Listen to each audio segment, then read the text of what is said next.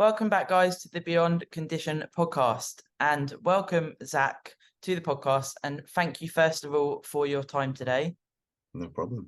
Thanks for So, having me. it's probably cool to give a bit of an overview, actually, as to how we came about doing the podcast. Now, I met you at Body Power many years ago, good old Body Power, Yeah. in the Is that past. still, that's not a thing anymore, is it? No. Oh man, You know, bodybuilding, that's some like good there's times. some politics and things behind it and Yeah. whatever. And I think it sort of, it went down a bit of a rabbit hole. So now we've got like Fit Expo and things, haven't we? Yeah. And for some reason, out of all the hundreds and thousands of people that I met, sometimes you know what it's like, you remember someone, and I remembered you. So a few Oh, thank days you. ago, we're watching TV, Matt and I, my partner, and we're watching a documentary called Bigorexia. So initially it was like a bodybuilding documentary. I'm like, oh, okay, what's this going to be like? 'Cause you never really know with the bodybuilding ones, right? Of course. Yeah. And then you come on the TV and it's like, oh, that's Zac. And Matt's like, Yeah. Zac, who? And I was like, oh, we met at Body Power. And then, of course, I messaged you and you've kind of come on. So we're going to talk about what you were speaking about on the documentary, which essentially is almost like body dysmorphia, but maybe Yeah. not how people would assume, right? So Yeah, of essentially course. Yeah. gaining muscle and then not really realizing actually how big you are. 100%. And then, and we're going to Yeah. talk about your 3 years away from stage and your comeback. So, what your Yeah. plans are around that, which is going to be super cool. So, I don't know if you agree, but I'd say a good place to start would be maybe a bit about your childhood and actually why. Sure. Whatever you want. Absolutely. Yeah. Whatever you think's best. I'm Yeah, an I mean, open book, so just fire away. I'll answer anything. It's well, no these are the problem. best podcasts, right? When it's just Yeah. truthful insights. And 100%. yeah, from what I saw in the documentary, there was a past of like bullying at school, and that's sort of Yeah. where it started. Well, I just want to make one thing super clear. It was never like physical. Yep. Because I feel like when you throw that word around, people think, oh, this kid was getting like beat up every day and woe was me and stuff. It wasn't actually like that at all. But in the way it affected me was, I used to try and fit in with people. So I used to have a few friends at school. I mean, really just a few. And I don't know if it's the same where you are or in different countries, but in my school, it was like groups of like friend groups. So you'd have like different sections, like we'd have like the trendies and the Rajis and the geeks and the footballers and whatever, and they would all kind of stick together. I would have like one friend from each group, but I couldn't fit in that group. So like my best friend now, Kyle, he used to be friends with like all the footballers. And it was really awkward because we used to be good friends, but all of his mates hated me. I used to find myself very isolated at school because I found it so much easier just to be by myself, stick my headphones in, play video games in the library on the computer or something, than it would be to try and actually, socialize and try and, be liked. And I remember that my first day of high school, it was the first day of high school. I was like, right, okay, this is it. I remember standing in front of the mirror, about to leave for the first day in my new uniform and everything. And I actually stood in front of the mirror, verbally talking to myself in the mirror, saying, right, Zac, this is your shot. This is your chance to become someone new, to be cool, to be liked, and because in middle school, I literally just spent 10 to 14 hours a day playing RuneScape, because that was like my escape from reality. So I went into high school wanting to be popular. So I actually tried to act like these cool kids I used to watch on TV on like Disney Channel and shit. And no matter what I tried, it just didn't work. At the end of the day, I was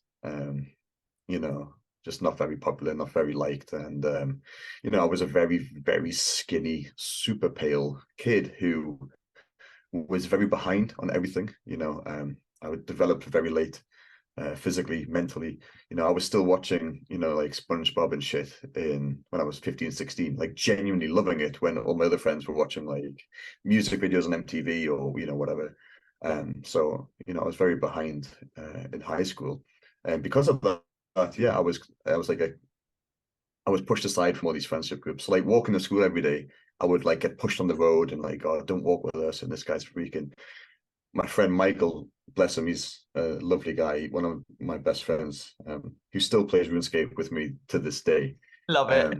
He used to come and knock on my door to walk to school with me, but they wouldn't wait because he had his friends too. So there's like, I don't know, 6, 7 of them. But I remember he would come and knock on my door to say, oh, we're walking, but they wouldn't wait for me. So if I was 5 seconds late, literally 5 seconds, they would all just leave me. But when it came to all of their friends, they would knock and wait for them. So that was kind of the treatment I'd get. And he was doing that because he's a good guy. But if he wasn't walking to school with those friends, they would just leave me. They wouldn't, wouldn't even think about me.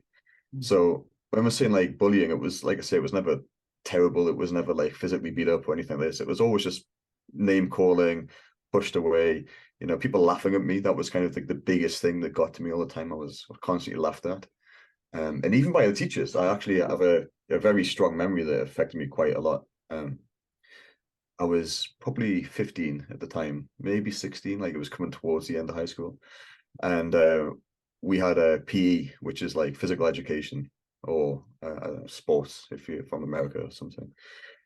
And I can't remember what we were playing, but the uniform was shorts and this like top thing. And, I remember coming into, I think it was basketball or something we were doing. And I had huge feet. I had like I had size 11 feet when I was 15, which is the same now. Size 11 feet. And I was like, I don't know, 120 pounds or 110 pounds body weight. Skinniest, smallest, whitest legs in existence. And I was wearing these shorts with these huge shoes on. And everybody in this sports hall was laughing at me, telling me to put fucking pants on, hide my legs. People, oh, you're blinding me and shit. And look at them. And, when if 30, 40 people are doing this at the same time, it makes you feel pretty horrible, especially when you've got no self-confidence or, spying for yourself. And it's even worse when you go to the teachers and the teachers joining in with them, So that was like my bullying experience. But that's, like I said, I just wanted to clear up. It wasn't like me getting beat up every day at school. It was just more name calling, teasing, people laughing at me every day. And I couldn't never defend myself from that. If somebody were to pick a fight on me, I'd kill them. I would throw bricks and shit. I didn't care. Physical stuff just didn't happen with me. It was always the mental side of it that really affected me the most. But ultimately, that's that was the fuel I needed to start my journey. So here we are now. Yeah, for sure. Yeah, it affected me a lot. Yeah, I mean, was that then when you sort of started to see what bodybuilding could offer? Was it like, okay, so I can not stick up, actually, build? So the story how I got into bodybuilding is really funny. So it did stem from the bullying, but not in the way you'd think. So, like I said, it goes back to all I wanted. Like my biggest goal in life ever was to be popular, was to be liked, to get girls. That was it. Like I didn't want anything else. Never thought about money or anything, or I just wanted to be liked. My biggest passion outside of gaming was music. Fucking love music. I used to be a huge fan of Tiesto, Armin van Buuren, Airbase, these big trance names. And I found out at school, nobody would listen to what I listened to. People used to listen to like either emo music, like Sum 41, chart music like Rihanna and Katy Perry and stuff. And that stuff just hurt my ears, Yeah. For me, it was trance, hard style, drum and bass, dubstep, stuff like that. And same thing. I couldn't share that passion. I couldn't share that passion with anybody except all the stoners who like drum and bass.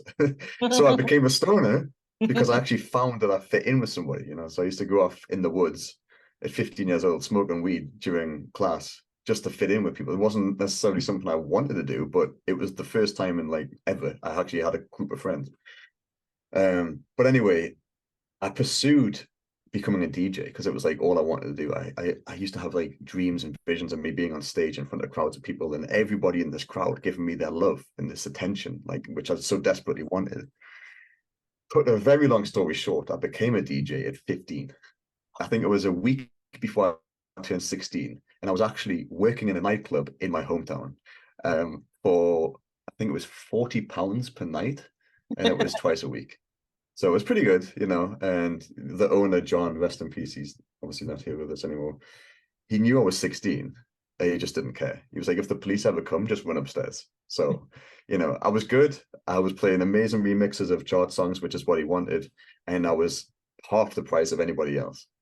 And very professional too. I didn't really drink. I didn't do drugs. Didn't do anything like this like other DJs would. I was 16 years old. Mm. Then that started happening. I never took drugs, never did anything like hardcore, but I was drinking a lot because it was free. So, I started off with drinking like Alka Pops, like Blue Wicked and Smirnoff Ices and stuff. And then I came to, I'll try a vodka, have a single and a double and a treble. And by the time I was 18, I was drinking a liter of vodka every time I was at work. So I would go in with like, sorry, not a liter, 75 cl bottle of vodka. It would be gone from starting my shift to finishing it. I would finish the full thing by myself. And that was, like I said, it started as twice a week. But by the time I was 18, it was 7 nights a week when I was doing the seasons in Cabos and Ibiza and whatever. Oh, wow. So I was ultimately drinking nearly a liter of spirits a day. And, the seasons were 6-7 weeks long, which doesn't sound like that much. But when you're drinking almost a liter of vodka every day for 7 weeks, that catches up with you. And I remember towards the end of the season, I had like pretty bad back pain, really bad back pain. So I was like, oh, it's the bed I was sleeping on or whatever. And it wouldn't go away, but it wasn't like muscular pain. It was more internal. So I was like, okay, I need to go check this out. So I went to a physio. He cracked my back, didn't do anything. So I went to the doctors and they actually said it was my liver. And it's not like damaged or anything, but I need to calm down a bit. So I was like, oh shit. That really scared me actually. So I thought, okay, I need to calm down. Didn't do anything drastically in that moment until 2 days later. A friend of mine, Dan, he was 19 and he was a friend of mine out there. We used to drink all the time. We used to have parties all the time. We slept in the same like apartment complex. He was essentially my next door neighbor, and we used to just live it up. Yeah. I found out one morning, I woke up, he just died. And he passed away at 19. And I figured it was just from the excessive drinking as well. Because, I mean, we were party animals, especially him. He was a fucking beast, And, when I saw that and I, combined his death with the news I had from the doctor, it scared the living shit out of me. And I was like, okay, I need to fix this now. So I actually stood up from the computer I was at, put some shoes on, and went for a run. I just went for a run immediately there and then. And then I think I did that every single day for like 6 months, combined with going to the gym. And I bought Arnold Schwarzenegger's bodybuilding book, and I was watching people like Pumping Iron and Kai Green on YouTube, and all of these guys. Scooby 2988, I think is it's called. Ziz, huge fanboy of Ziz back then. And yeah, I just become so inspired to be fit and healthy and ripped. And within realistically, the first 3 weeks of training in the gym and taking it serious with food, I actually started seeing results. And it was the most instant, like, addiction feeling I've ever had in my life. Like, as soon as I saw this tiny little line where my chest started to develop, I was like, oh my God, this is it. I've never felt this happy about anything ever. And yeah, I was hooked. I mean, I was waking up at 4:30 in the morning, 5 in the morning, going down to a rugby club in my hometown of Morpeth, where they had these tractor tires. I'd be flipping tractor tires. I'd come home, have my breakfast or whatever, meal 2 or 3, maybe go back to sleep for a bit, wake up, go to the gym before school. I was in sixth form at this time, which is kind of like you finish high school and it's like the stage between high school and university. Go to school, and I would bring in this big Tupperware box. I mean, not like 2 or 3 like prep meals that bodybuilders would do. A giant one, just filled with shit like rice, tuna, chicken, any beans, like just cheap, high protein stuff, all mixed together. And it used to stink. And same thing, people would like laugh at me in school for what I was eating, but in my head I was like, yeah, fucking keep laughing. I'm going to show you guys. And yeah, that was actually what got into bodybuilding was, wanting to, being addicted pretty quickly to the gym after seeing my first results. And then, yeah, that was it. Just, I've never went back. Yeah, so that's how I got into it anyway. But it stemmed from bullying, wanting to do something with my life to be popular, becoming a DJ to get that popularity, going far too fast with it, with the drinking. So I was like, right, I had the popularity, I've got the friends now. Now I need to fix myself, and that was it. Bodybuilding was never about bodybuilding. I just wanted to be fit and healthy and ripped and in good shape and get all the girls. And what I didn't realize was, the more in shape and more muscular I got, the less girls I got, the less attention from girls I got, and the more attention I got from guys. So that's quite funny.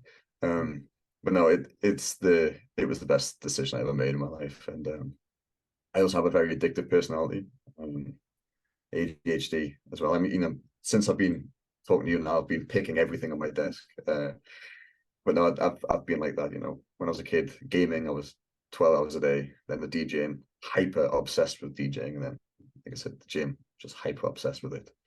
And yeah, I ended up competing because of other people, not because of myself, actually. Well, yeah, I mean, it is something that I speak about on the podcast with.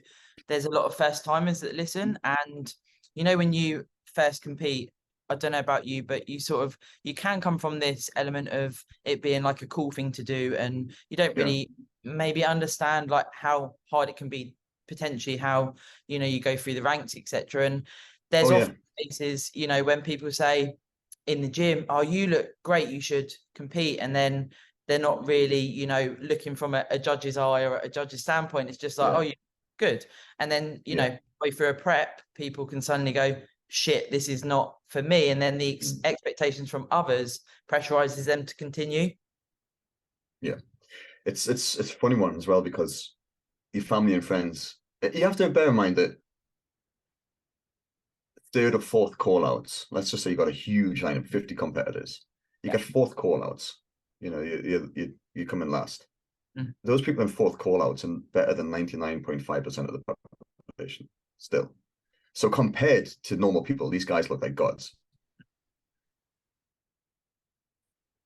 But once you get over that first hurdle, and then you're up with like-minded people who are also doing this, the bar is raised dramatically.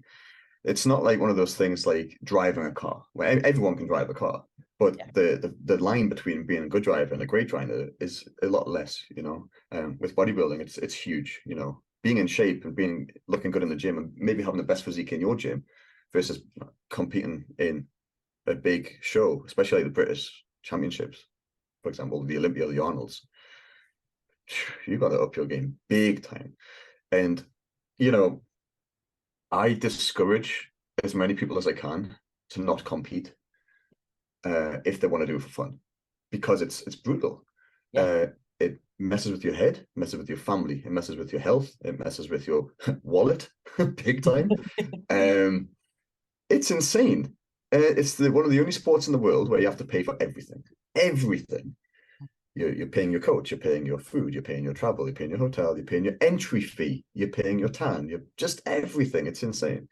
And alongside all this, you're torturing yourself for 10 minutes on stage if you're lucky.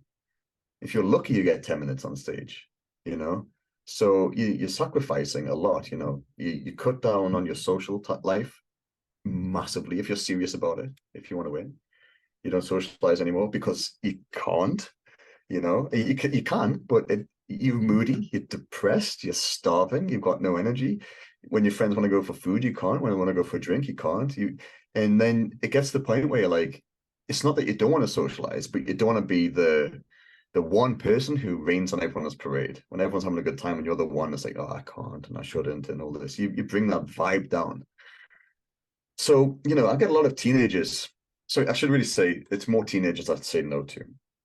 They start training, they train for a year, they get some abs, they're starting to look good. The first thing they want to do is compete. Like, why? Like, you've got 5 years left of getting a physique to even stand a chance. If you want to do it for the experience, fair play, do a local show, get a feel for it. Don't go crazy. Don't kill yourself with the prep, because if it's a local show, then just, go for it. Go 80, 90%, but don't go like sub 5% body fat. Don't really kill yourself. And stay away from the hard stuff. And, you know, I think unless you really want to make this your life in your career, then I would try and stay away from it, just because like I've seen what it does to people. I've had so many friends, including myself, damn, but so many friends who have set out to compete and be a bodybuilder and turn pro and all these. They competed once and they've never done it again. They've never went back to a gym again, and they've now either become CrossFitters or yoga instructors, or you know, the amount of people I know now who are just full on vegan, who we used to be pro bodybuilders. It's kind of crazy. I feel like you either love it or it ruins you, because it's a complete, you know, lifestyle. It's not like a sport where you go and practice every night. You have to live it and breathe it every single day. I mean, when you're counting grains of rice each meal and stuff, it's not fun. But yeah, no, it happened to me. It happened to me. I competed in 2019, and I was pressured into it big time by not anyone in particular, but my whole following, you know, my sponsors, friends. You know, I was living with Jeremy Buendia, and he's Mr. Olympia. So he was never saying, you need to do this, you need to, never. He was a very supportive guy, but he was Mr. Olympia and I was living with him. So like, I'm already like comparing myself to number one in the world ever, you know? So the bar is already up here. So I'm literally killing myself in the gym daily, doing 2 hours of the Stairmaster a day. I had it in my mind where if I'm not suffering, like brutally suffering every single day, it's not good enough. And ultimately, I went far too far with it. I lost way too much weight. I was shredded, but you know, I lost a lot of size. I went on stage at 78 kilos, whereas now I'm just as lean, if not maybe a little leaner, and I'm 88.5. So I'm 10 kilos heavier, which is insane. And yeah, I also burned out because of it. You know, I was actually doing it for other people. I didn't want to compete at that time. I remember like mentally thinking, why am I doing this? You know, I was doing it more for a job and for others than the passion behind it. This year, complete different story. I am so excited to be on stage. I woke up this morning at 6 a.m. and I was excited to do cardio. And that makes the biggest difference ever. You know, if you're competing for other people, like there's a guy at my gym at the minute, he's doing the same thing. He's not doing it for himself. He's doing it because he's kind of being pressured into doing it. And if he, I just feel so bad for him. You know, it's like he's young. He's a young lad. I think he came fourth in his last show, something like that. And I don't even think he's 20. I think he's like 19. And I was talking to him. He was telling me he came fourth and he can't wait to eat and just relax and get stronger. I found out a couple of weeks later he was competing again in 2 weeks to try and win. And I'm like, man, like, you know, I'm thinking to myself, you know, you need to recover at this point. I can see that he doesn't want to do it, but he's doing it because his coach is telling him he needs to do it. He needs to do it. He needs to do it, putting all this pressure on him. It reminds me of myself, you know, when I was in 2018, 2019, same thing. Like, I love training. I used to tell people, I think there's podcasts out there or interviews out there where I constantly say, I love training, but I hate bodybuilding. And I said that because, you know, for me, the gym was always my biggest passion. Loved it. I used to get excited to go and lift heavy weights and get a pump and feel good, and it was my thing. But I used to hate bodybuilding because of, you know, all this pressure I had and how I feel like as well, you know, unless you're posting eating chicken and rice, wearing a hoodie with your hood up in a dark room, being all depressed, people are like, oh, this guy's not serious. Yeah. You know, I play golf for my cardio now. Yes. Every day. You know, so I'm doing my fasted cardio in the morning in the gym with my headphones in, listening to motivational music like a serious bodybuilder, eating my chicken and rice and my fish and asparagus. But in the afternoon, I'm doing 10,000 steps by playing golf. I love that. Now, I posted a story of this a couple of weeks ago, and I had 2 or 3 friends who compete, who are, you know, pros who are doing very well, message me like, bro, what the fuck are you doing? You on prep? You shouldn't be having fun. Man, fuck off. Go and suck my dick. You know, that's what I feel like saying. But that's the bodybuilding industry. If you're seen at a rave or a party or a night out or a festival or anything, and you post it once, this guy's a joke. This guy is there. He doesn't take it serious. Hey, I never drank. I never did shit. If I go to a festival, I'm doing 10,000 steps. I'm dancing. Honestly, I go I'm to eating my chicken. You know what I mean? I'm eating my chicken and rice. I'm bringing my food with me. All my friends there who are taking drugs and having fun are like, what the fuck? Well, like, yeah, I got to do it. I got to eat my chicken and rice still. But that's why I used to say I hated bodybuilding. And it's not the sport itself. I feel like it's the whole stigma and the ego attached to it. People, not everybody, I need to get this out there. Not everybody's like that. But I feel like, personally, I feel like if you're not living in a dungeon with 6 meals with you everywhere you go, wearing all of the merch, having all of the equipment and all of the straps and belts and everything in existence, people won't take you serious. And it's like, man, let my physique talk. Let my physique do the work, show you that I'm working hard. You don't have to post every single day that you're eating chicken and rice. Lee Priest, actually, I saw a clip of him, made me laugh so hard. He's like, why do bodybuilders post pictures of their food? He's like, imagine in the 90s and the 80s when you have Polaroid pictures. Imagine if your friends came to your house and, hey, let me show you my photo album. And it's just, hey, look, I ate chicken and rice that day. And then they're flicking through the album. Oh, look, I had fish here. Look at this. Like, that's, you just don't, So, yeah, I don't know. Like, I love training. I love bodybuilding. Again, I've fell in love with the sport. I'm loving this prep.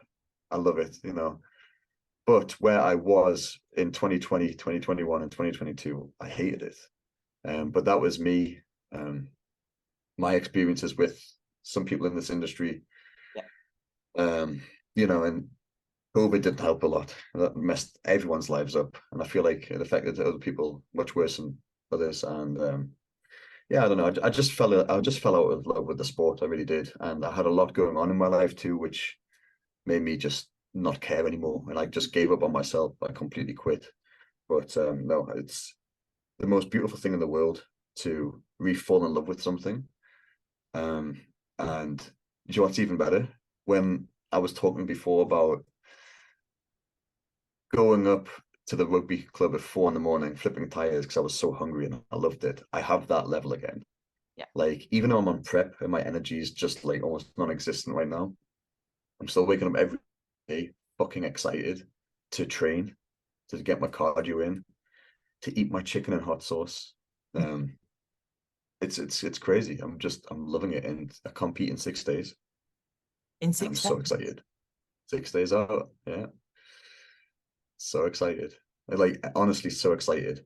And I think the best part of this is too, in 2019, I was like, okay, if I don't win this, my life's over. That's literally how my mindset was for that show. I was living and breathing bodybuilding. So I was doing my cardio, watching bodybuilders on YouTube for motivation. I was going home, watching cooking shows and bodybuilding. I was having a bath with Epsom salts, watching bodybuilding, listening to bodybuilding podcasts. My life was this show. Everything was this show. This year, I'm not watching anything on YouTube bodybuilding related. I'm playing video games. I'm playing golf. I'm listening to music. I'm doing things outside with friends and family and just having a good time. I'm having fun with my life. The stress levels are reduced dramatically. My physique has changed dramatically. My strength is high. My energy levels are good. I'm not killing myself, but I look better than ever. And I think it shows, if you put so much stress and pressure on yourself, your body shows that. But like I say, it doesn't mean I'm not sticking to the plan. I'm sticking to my diet. Everything I do, it's all there. Training harder than ever, and I'm doing half the cardio that I used to do back then. And honestly, it's such a great feeling to have this love for the sport back. It's fantastic. Yeah, it's beautiful. And no, I really want to see changes in this industry though, in a good way, because I feel like there's too many professionals out there that voice their opinion. In fact, no, they don't voice their opinion. They command you to listen to them, and that's the only way to be. And I don't know, like, bodybuilding should be what you make of it. I feel like it should be a sport where people are just supportive no matter what. There's no right way about anything. Like, I think at the end of the day, if you're improving yourself you're improving your mentality, your mindset, your life, your physique in any way, no matter if it's 100% or 1%, great, be supportive, you know? I always tell people as well, like people who don't go to the gym, if you're going to start out a gym, try and find a bodybuilding gym because they're typically the most supportive people because they know what it's like to go through change. Yeah. You know, every bodybuilder I've ever known either started skinny or fat. You know, nobody came out into the gym for the first time already shredded and great shape. They've had to literally work their arse off and diet and study and do everything for years to get to where they are now. I feel like if you're morbidly obese with severe confidence issues, if you go to a bodybuilding gym, you'll feel 10 times more accepted than you would if you went to like a leisure center or like a Planet Fitness or something. I don't know the American gyms, but yeah, like a local gym, I feel like there's way more judgy people there. And that's what I love about bodybuilding. It is a beautiful sport, and there's so many beautiful, amazing, uplifting, motivational, positive people in this industry. But like I said, for me, a few years ago, I felt like it was ruined a lot by just people telling you this is how it's done. You need to do this. If you don't do this, you're not serious, you're not pro, and this and that. And it's like, man, at the end of the day, if you can just motivate people and lift people up and just be supportive, and your physique's good, then you're doing everything right. I find that personally, if I go to a gym and somebody doesn't know the answer for something, they will literally go to the end of the world to prove that they're right, even though they don't know. So like, this diet is the only way. You have to diet. You have to do keto. You have to do this. I'm like, mate, why can't you just say this is what I do and leave it there? Like, I don't push my opinion on anybody. I'll give advice. If you want to take it or leave it, fair enough. But I would never go up to someone ever and be like, you have to do this. They're wrong. And I feel like you get a lot of that in this industry. But like I said, that's only a very small percentage of people. For the most part, it's a fantastically supportive industry. Every competitor on this planet I have respect for, even those dickheads backstage that I'll shake their hand and say, hey man, you look great, and they turn their back on you because they think they're the best. Yeah. Let them be. Let them have their moment, whatever. That's just who they are. I respect every single competitor because what we go through, as you know yourself, is pretty tough. And prep can get the best of you. Trust me, when you're low and you're hungry and you're tired every day, you have the shortest fuse in the world and you can't be asked with anything or anyone. So yeah, I put people on other slack.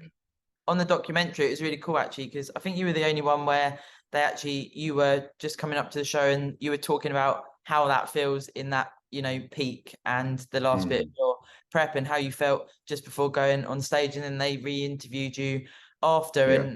and you could see exactly how you've explained what that meant to you. Now, it'd be super cool to actually dig into a bit more about how that was post-show and then where that led, because of course you were going for the pro card, weren't you? Yeah. Yeah. So yeah, honestly, like I said, it was like that show was my life. Literally, like there was nothing else important in my life at all except that show. Like I would wake up, show. I have to win. If I don't win, everything's that's literally that was my mentality. Like I said, this year, if I don't win, I'll be upset. Don't get me wrong. I'll be, oh man, so close or whatever. But I'm not gonna throw my medal off backstage like I did that show. Yeah. That's one of the biggest regrets I've ever done in my life. I came fourth, and I was so wounded. Didn't blame anyone, didn't blame the judges, because everybody does that. Oh, the judges fucked me. Yeah, it's a joke, and this guy definitely paid to win. You hear that all the time, don't you? You do, I didn't yeah. blame anyone but myself, and I was just so disappointed. And I went backstage, I looked at this medal, and it just drew it. I just didn't even want anything to do with that show anymore. And I feel like if someone saw that, and people did, they would have been like, the douchebag, what an ungrateful bastard, and all this. I'm like, yeah, I agree with him. I do. Looking back now, like what a spoiled little child I was. But there was just so much emotion behind that, and I was destroyed. And that was the only time in my life ever I said no to a picture with somebody. Because these big shows and expos and stuff, you get it a lot. And yeah, this guy asked me for a picture, and I just said, I'm sorry, man, not now. And I was just so depressed. And post show, I had family come up to me and support me, and they just wanted to cuddle me, and I just told them all to like fuck off nicely. Yeah. I said, look, I want to be by myself. I was destroyed. But I was only destroyed because of the mindset I had going into it. Like, I made myself believe that if I didn't win, like that was it. Everything's ruined and everything's over. And this year it's the complete opposite. Like I said, I'm so proud of the comeback I've made and the transformation I've done this year, and not just physically but mentally. No matter what, even if I come dead last, genuinely, I will not be an ounce as I was in 2019. No matter what, I'm going to be smiling because at the end of the day, I'm going to have a pretty good transformation picture out of it. And my goals are different now. My goals back then were very selfish goals. I wanted to win. I wanted to be the best. I wanted to be Olympian. I didn't want to do anything except me. But this year, I want to inspire people and change the world in the way of mental health is a huge thing. I've just been through it myself pretty badly, actually. Everybody's had dark moments in their life, of course, whether it's personal, someone's died or whatever. We all know what it's like to be sad. But I never knew what it was like to be depressed until I had it. And it's a horrible place to be in. And it got to the point of where, I was reaching out to people. I reached out to a lot of people, actually. I would say at least 10 close friends. One of them helped me. Can you believe that? One. Everybody was nice. Don't get me wrong. Everyone was like nice about it. But when I was like saying, look, mate, I'm bad. Like, I really need help, genuine help. I don't know what to do. I'm scaring myself here. One person came through and helped me. Do you know who that was? Was that Wendy? I thought it was going to be. Swear to God. And I want to say this because I feel like he gets a lot of stick in this industry. He's got one of the biggest hearts I know. I lived with him for years. He does so much for others, honestly. But when I reached out to him saying, mate, I'm in a bad place, he rang me straight away, FaceTime me, asked me every question you needed to ask. What's wrong, brother? Anything I can do? Talk to me. What are you going through? How do you feel? Why is this happening? And I was crying my eyes out on the phone with him this one day, saying, like, I'm so scared, bro. I don't know what to do. Explain everything that happened and what's going on and stuff. And he checked on me almost every single day from then. Genuinely, I could feel it. That's the biggest thing. I could feel he was concerned and he wanted to help. Because people say, I'm here for you and I want to help you, but they're just saying it. You have this feeling like, okay, thanks. Yeah, whatever. It's easy enough for me to say to you now, if you're ever going through something, I'm here for you. But feeling it and hearing it are two different things. But no, he really pulled me out of this. But that's the thing. Like I said, I reached out to so many people, and people are like, "Oh, bro, things will get better," or "Time is a great healer." And like, fucking thanks, man. Like I need some love. I need to be held right now. Like shit, I'm panicking here. I'm having a severe panic attack. I'm losing my mind. And yeah, like I said, at the time, only Jeremy really helped me. But out of those people I reached out to, since then, I've had some amazing support. Don't get me wrong. Like the guys at my local gym, Callum and Wallace, for example, have been wonderful, fucking wonderful people. They've helped me tremendously, and I show gratitude every time I go in. I'm always like, mate, thank you so much for everything. They really do support me. But no, yeah, Jeremy helped me tremendously. But like I said, after going through all of that and knowing what it's like to be the darkest place in my mind possible, I want to use my experiences and how I got out of it to help others worldwide. Because if you look at me, or someone like Jeremy, or yourself, or anybody who looks physically strong, you assume they're strong, So when I came through, I rang crisis helplines, UK NHS crisis helplines, when I was having severe panic attacks at 3 a.m, crying down the phone saying, guys, I need help. I'm suffering. I don't know what to do. Okay, how do you feel right now? Can you tell me what? You could tell instantly they didn't give a fuck. They were just reading off a sheet they had in front of them for anyone that would ever ring. And I'm like down the phone, guys, I need help now. I don't know what. I'm like seriously bad. okay, what we'll do is we'll make sure we'll get an NHS doctor, nurse to give you a call back within the next 24 hours. Oh, fuck off. Hang the Yeah. phone up. What good is that, you know? Someone's like genuinely losing their mind, suffering. Oh, we'll get somebody to call you back in 24 hours to check on you. Yeah, great. Thanks. So I feel like this the support for mental health, especially within athletes, it's not that it doesn't exist, it's very small. And there can be a lot that can be done for it. And I don't know how it's going to happen. I don't know what the path it is to do it, but I want to do this. I really want to help change this industry in the way of, you know, like support, bringing awareness to this, educating people on mental health, especially within athletes as well. Because like I said, we look great. We do. But every time I look in the mirror, I'm like upset. Every time. You know, that's why I feel like this bigorexia documentary is important, because if someone's anorexic, you can see they're anorexic. You know they have an illness Mm.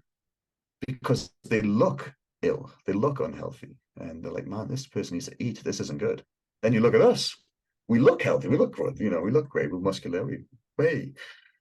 But the mental side of it's still there. We still have the same eating disorders. We still have the same overtraining disorders. Whatever it could be, you know, the mental side of it's a huge thing. So just because you can't see something doesn't mean it exists. And you know, like I said, I feel like there should be some sort of clinics or specific specialists for athletes and mental health. I really do. And like I said, I don't know the answers right now, but that's my biggest goal in the future, is to be somebody, a role model for others who are going through tough stages in their life right now. Because yeah, it's like I said, I love training more than anything. I love competing. Again, it's fantastic. I love this industry. But yeah, the mental side of it's huge. And like I said, I've seen so many people come into this industry and leave pretty quickly because they can't handle it. It's too much pressure. It's too much strain on their bodies or whatever it is. And yeah, I think the support needs to be just a little bit more Mm. and more easily accessible to everybody. Yeah. Because if I didn't have Jeremy, seriously, I don't know what I would have done. At that time, I was in a bad place, and he helped me so much. So yeah, so much love and respect for that guy. But yeah, like I said, if you don't have that, what do you do? Yeah. So Yeah. that's the challenge I want to set myself now, is how can I, or what can I do to, you know, provide that for people? Is it, can it be an app? Can it be a website? Can it be something? I don't know just yet, but that's my goal, and I want to be heavily involved with it. Whether it's a center, you know, imagine.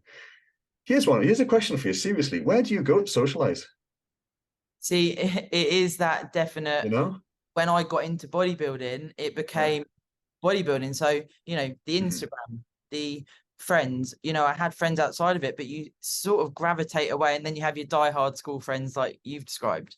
And Yeah. then suddenly my world Yeah. morphed into, you know, everyone I know is chasing an aesthetic. And I didn't know, I've been in similar places to you in regards to dark spots, you know. I Yeah. actually got into bodybuilding because I saw this thing and I thought, fucking hell, this is brilliant, you know, like Yeah. what I can do with my body. And I was so excited by it and everything else. And I was in a very unhappy marriage at the time. And, you know, it was bad, but I funneled everything into bodybuilding, you see. So Mhm. bodybuilding became my whole world, right? Yeah. Exactly how you've described. So this is why I'm nodding the whole time. And Yeah. then, you know, socializing, like we've spoken about, it becomes you either meet up with bodybuilders and you're all eating out of Tupperwares and it's completely normal, or it's non-existent. So in answer to your Yeah. question, you know, I'm out getting steps, going to the gym, and that's like, Yeah. okay, this is my social life. Mhm. But let's just say that we're not as into it as we are. Yeah. You love training. You want to be serious with it. You don't want to go and drink. You don't like going to a pub. It Okay. sucks. Like just you just stand and drink. You know, not everybody lives in a big city. I live in a very small town where there's not much to do except drink or go to a pizza shop. And seriously, Yeah, yeah, so I feel like see so many teenagers socializing at the gym because they got nowhere else to go. yeah. Um, why are there not more places available for people, not bodybuilders, but people who are health conscious to go and hang out and do fun stuff? Mm-hmm. There's nowhere. Yeah, yeah, So that's what I would like to do. I would like to have like a center where you can go and do whatever you want. Like, and you don't have to go there for a reason. Like, you don't want to go. I bet you're the same as me. I bet if you're just bored one day and you want to go and socialize with your friends at the gym, when you go there, you feel like you have to train because it's a gym. For sure. You know what I mean? You can't just turn up and just chill and sit and talk to people because people are like, what the hell are you doing? No, like I want to find somewhere to go and do something and just chill, play video games, play chess, poker, bloody I don't know, gaming, have a hot tub, have an ice bath, have a sauna, just chill out, meditate, a Zen room, a music room, whatever, just somewhere you can go, chill, have a cafe, food, whatever, Yeah. uh, I without tell having you, to, when you were you know what I when mean? you were talking about raving, I Yeah. went to a rave like 6 weeks out from a show in my last season, and we hid chicken and rice in the woods, and then went out and got it and whatever. Yeah, nice. Yeah, I love that. But it was really Yeah, cool because actually, and you may have experienced it as well. My other half, Matt, he's pretty big, and you know, yeah, people come up and they're like, "Wow, who are you?" yeah, And you know, it's again with the bigorexia. You know, Matt can relate a lot with what you were talking about and the other people on the show, and you don't realize how big you are, and then you go to something like a rave, and they're literally fascinated by your physique, and it's like an out of yeah, body experience for him. And I'm like, you are pretty big, but in the bodybuilding yeah. world, well, I can be bigger. I can be bigger, you know? Exactly. That's you've nailed that. I mean, I do men's physique, Yeah. and I'm fucking tiny. I'm 88 kilos, pretty small. I mean, my waist is 27 inches, so I'm very happy with that.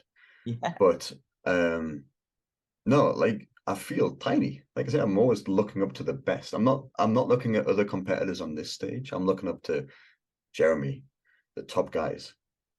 Always have. I always used to look up to like Sadiq and stuff. My teammates, Big Ramy. I was teammates with Big Ramy. So I'm like standing next to him at all these shows, Body Power, FIBO, Olympia, Arnold's. And like, yeah, I'm small. I'm tiny. I'm fucking tiny. And then you go out in public and people are like, Who are whoa, you? yeah, dude, you're fucking huge. I'm like, yeah, you think? You know? So yeah, you'd nailed that one. But yeah, absolutely. And does it affect Matt in the way where he's looking in the mirror and he's upset with how he looks, like, oh, my waist's too thick, or my chest isn't, lean enough, or I'm not grainy enough, or my lats aren't flared enough. I'm guessing he's pretty much the same in that sense. Yeah. So it's similar thought processes when we've only been together around 18 months, and we sort of Right. dig into it with each other with the body dysmorphic type feelings. And, you know, I'd ask him questions and it would spark, you know, it was like deep set trauma for him. This has been sort of similar age to you getting into it at a young age. And then he's Yeah. always thinking, for him, it was, if I can get bigger, I've got an armor for myself, as it were. And Yeah. you know, then he lost sight, and we looked at a transformation of him 10 years ago. And I was like, how do you think you'd feel about if you looked at yourself now 10 years ago and you'd be Yeah. like, fucking hell, I look pretty good. And we were Yeah. really digging in on it, right? And we described this to a client the other day. It's fucking gnarly when you really dig into, you know, deep set trauma, body Yeah. dysmorphia, how you feel about 100%. yourself. And we've come to this point where he's hit a maintenance spot and he actually feels pretty good looking in the mirror, etc. And you know, it's from that real deep work that we're getting progress, and same for me. But in Yeah. bodybuilding, right, when you're competing, you're either growing in off season, and for females and males as well, gaining body fat alongside muscle. So it's like, oh, you know, Yeah. I'm getting bigger in the wrong way. And then you're prepping, and it's like, need to get leaner, need to get leaner. And Yeah. you hit the nail on the head on the documentary, pinching your skin, you know. Oh yeah. Yeah, Yeah. I'm doing it now. Like yeah, I'm thinking to myself, okay, this needs to go. yeah. I'm for sure sub 5%. Like feeling this, it's ridiculous. It's just a bit of water, if anything, but there's no fat there. Like logically thinking about it. But when I'm looking in the mirror, because I'm 6 days out, I'm like, that needs to go. That needs to be like negative body. You know, like it's just insane. That's what I feel like bodybuilding does it, but only if you have such high expectations. Like I set my bar so unbelievably high.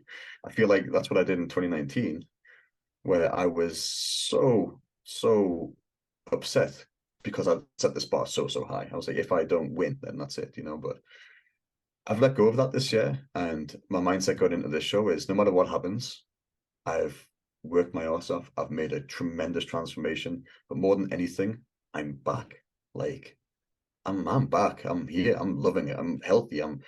working with a great team. I've got a great support system around me. I'm happy again. Things are going well. I'm not in this dark place anymore.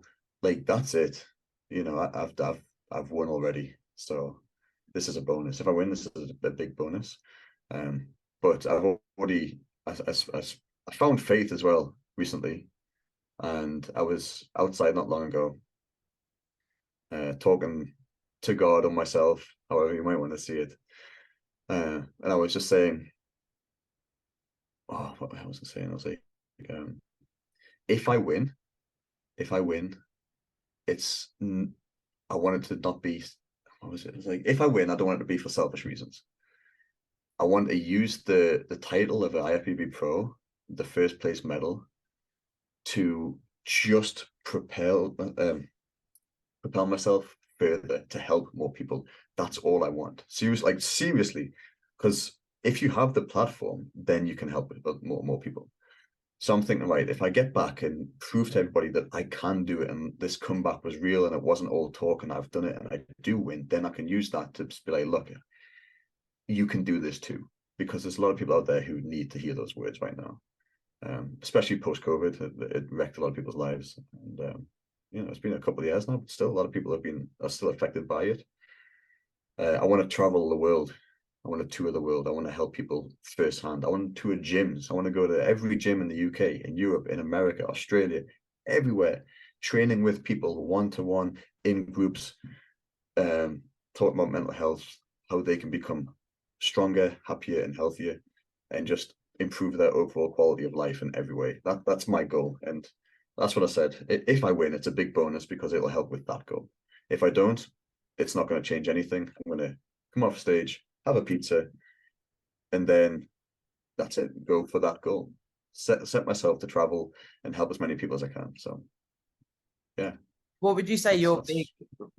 It sounds like it was, of course, like a journey coming from the dark place. Was there certain things apart from Jeremy's support that were big things that really helped you, you know, get to where you are now, mindset wise? Yeah, like I said, I think finding faith for me helped tremendously. I think it's a beautiful thing, faith, because if you don't have faith, you don't have a lot. And it doesn't have to be religious or anything. It could just be like, if you have hope, you're holding on to something.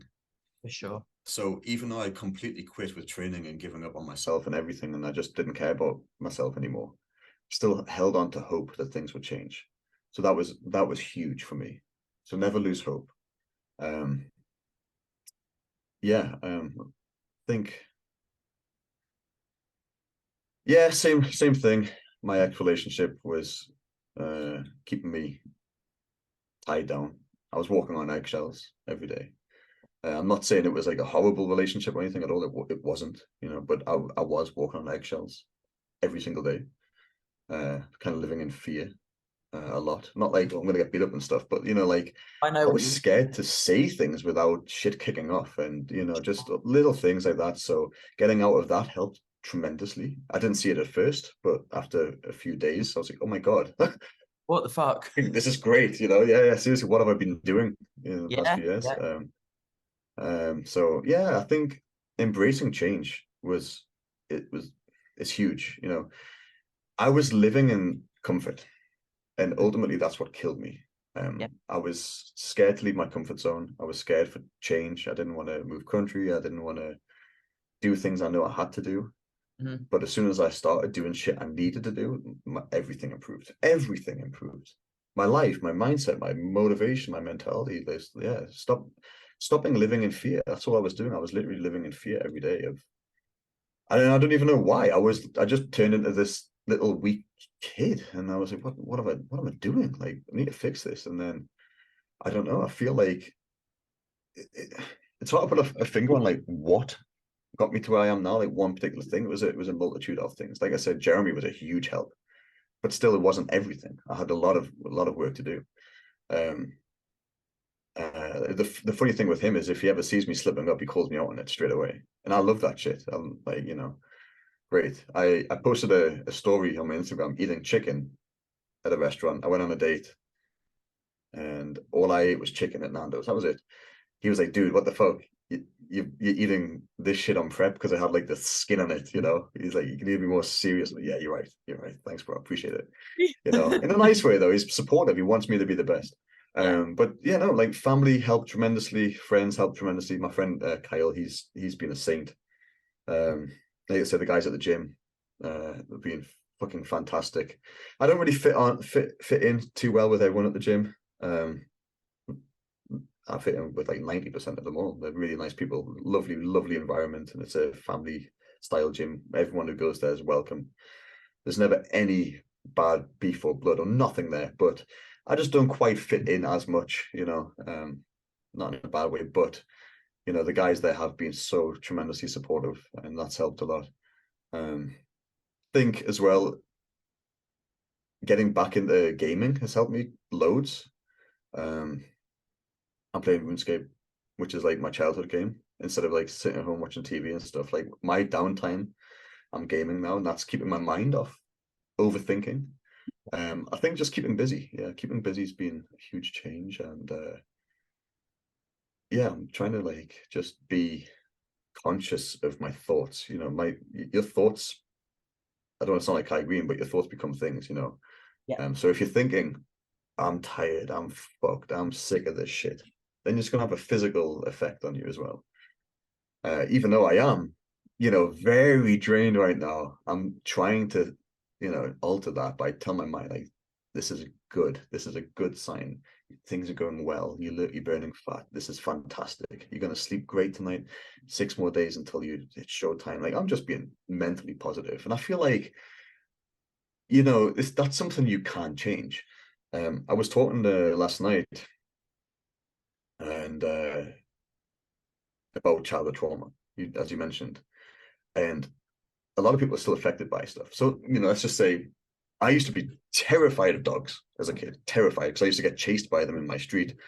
They used to jump over the fence and chase me up the street, and I was petrified of dogs, no matter how small or big or friendly.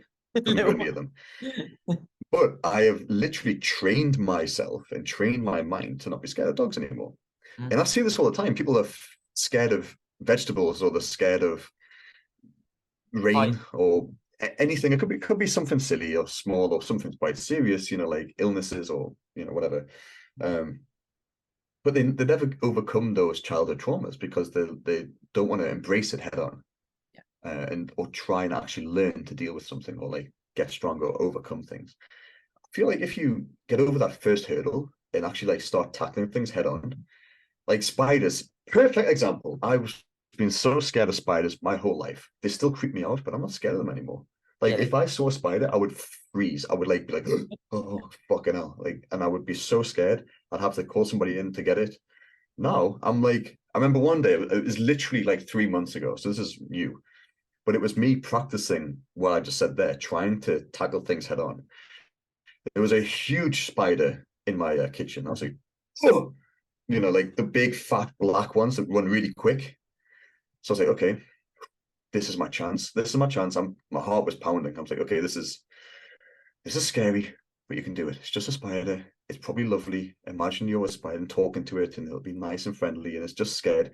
So I was like trying to like, you know, turn it around. And then I went up to it, got it in a glass, and instead, like I said, baby steps for me, but instead of like getting in the glass, putting the paper under it and throwing it out, I put it in the glass, put my hand under it, and the spider was crawling around on my hand, but in this glass. So I was like, okay, this isn't bad. This is fine, actually. It's just a little feeling on the palm of my hand. I was like, if I close my eyes, that could be a leaf blowing in the wind. It could be anything. And then I lifted the glass up and it ran up my arm. I'm like, okay, fuck. And then I just put my other hand here, stopped it, got it in my hands like this, and then threw it outside.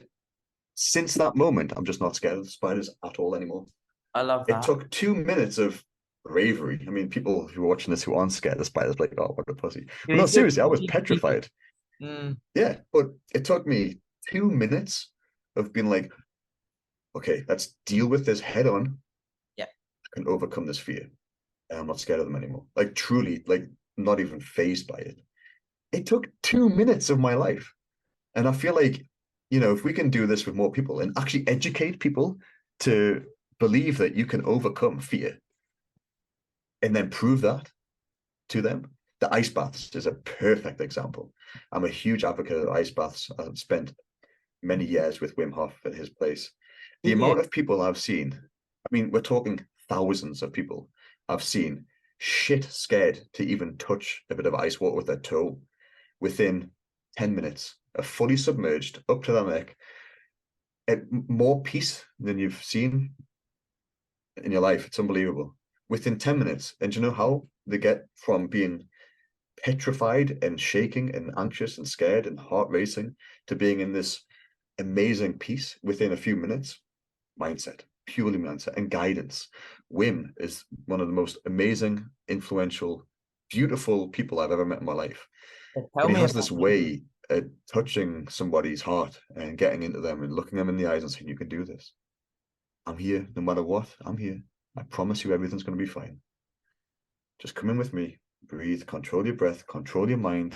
And within a few minutes, this person's life has just changed. Literally happened with me. I remember going to his place for one of the first times, and he has this like homemade cliff in his garden, and you jump off it into this big pool. okay. I was so scared to jump off this into the freezing water. I was shaking. Literally, my knees were shaking. And he was trying to be nice and like, you can do this, don't worry, everything's fine. I couldn't jump in. I was so scared. And then he just looked at me and went, just let go.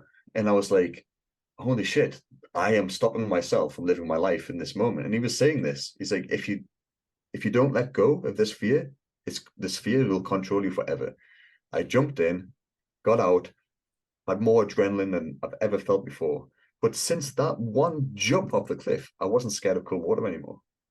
It's crazy. Like, I really think, if you start tackling your fears head on and just, get out your comfort zone a bit and actually, like, I don't want to say man up, but, like, toughen Yeah. up a bit, your life will improve drastically. And that's why I was in such a dark place, because I let myself get there. I was slowly over time becoming weaker and weaker, more comfortable, more comfortable. I wasn't challenging myself with anything ever. And ultimately, that's why I lost everything. Yeah. So, yeah, I think if anyone's listening to this and they want to make serious changes in their life, start tackling your fears. And trust me, you will get stronger instantly, happier instantly. Anxiety will drop instantly and everything will get better. So yeah, face your fears, tackle them head on. It'll be hard. It will be hard. Your heart will race and things will be scary. But when you do it and you overcome it, it's the best feeling imaginable. So yeah. Leading into that, it made me think about, I actually had, when my granddad passed, he was like a dad to me. And I remember when he died, and you mentioned earlier, if someone dies and it can be quite traumatic. He was told me I'm ready to go. And I'd started almost mourning as he was here. And then he went. And when he actually died, I had this feeling, a bit like what you're describing with Wim, where I was like, I don't need to fear anything anymore because nothing bad can happen to me like that. So I had this like massive mindset shift.